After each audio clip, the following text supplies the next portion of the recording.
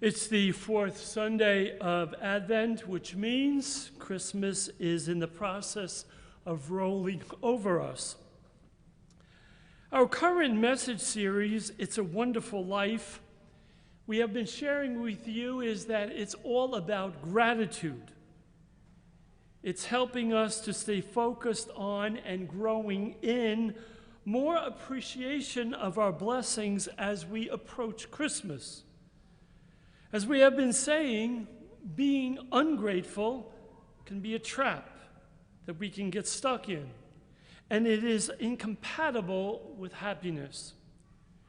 There's no practice more effective in increasing your happiness and well-being than practicing gratitude.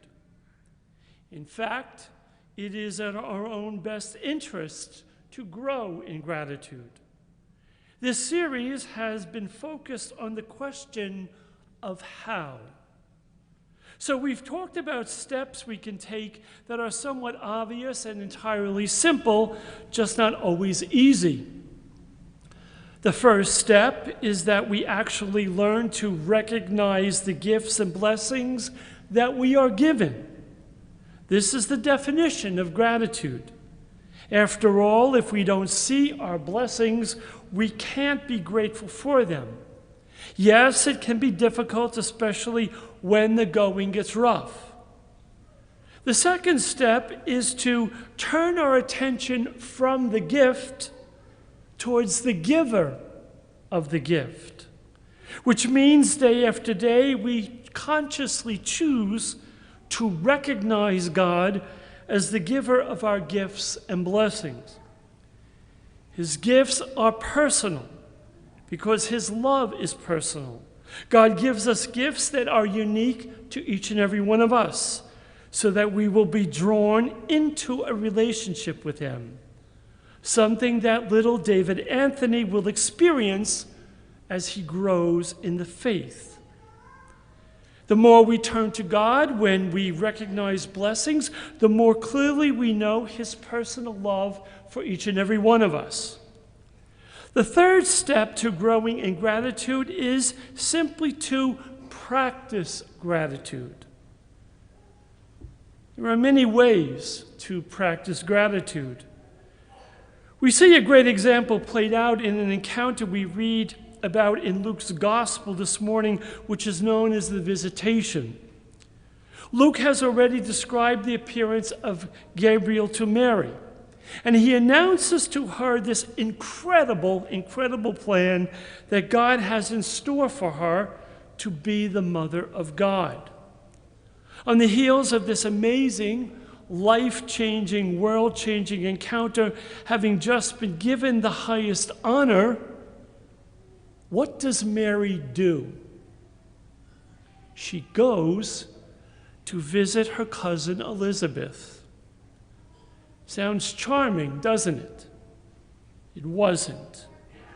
It was a long journey on foot, and that would have taken many days with little in the way of comfort, and it would have been dusty and dirty and dangerous as well.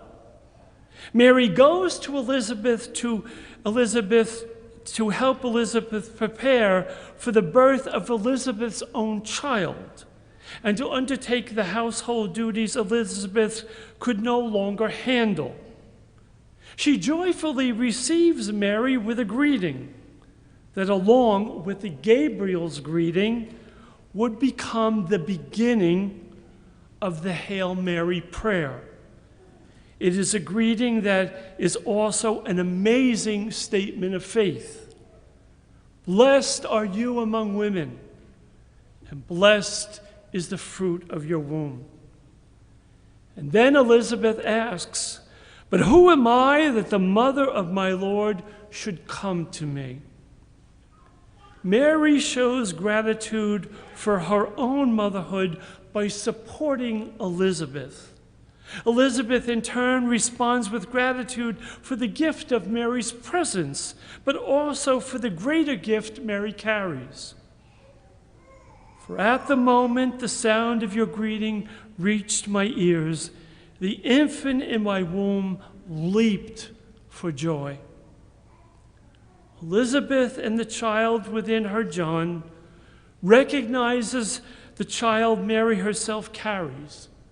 She is bringing the Lord to them. The reality is, we all need the Lord to be brought to us. None of us would know the Lord or anything about him if someone, or maybe several someones, had not introduced us to him. We can be thankful for the people who have brought Jesus into your life and brought you closer to him. Maybe it was your parents who introduced you to Christ. Maybe someone at church, at school, a friend or neighbor. You have a relationship with Christ because of someone else. So why not take some time to pray for the person this Christmas? There is a second way to express gratitude to God for the people who have brought you closer to him. Thank God by doing the same for others. Mary is considered the proto-Christian.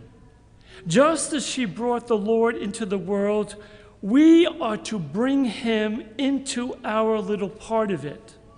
We are to carry Jesus in our hearts and bring him to our schools, our homes, our workplaces, most especially into our Christmas gatherings and holiday celebrations that we'll enjoy this week. Invest in a friend, a family member, a co-worker who does not know Christ. Pray that God will use you to make himself known to them through your kindness, your charity, your joy, and in 1,000 other ways. And there's still time to make that invitation to Christmas here at Holy Eucharist. Invitations are available online on our website. A third way to express gratitude for God is to serve here at church on Christmas. After all, Mary is our model for Christian discipleship. She went to visit Elizabeth to serve her. We too, as disciples of Christ, are called to serve. And Christmas is a great time to do it. We will have people who will walk through our doors for the first time in a long time, or maybe for the first time. We will have spouses and grown children who don't often come to church, but will make the effort to come on Christmas. We want their experience to be the best experience ever. How do we do this? We all as a community, need to be attentive to these newcomers. Do they have a worship aid? If not, offer them one. Don't sweat it if they're sitting in your seat. At Holy Eucharist, we aim to greet people three times before the newcomer hits their seat. The first greeting happens at our doors to the church. The second greeting happens at the doors to the worship space.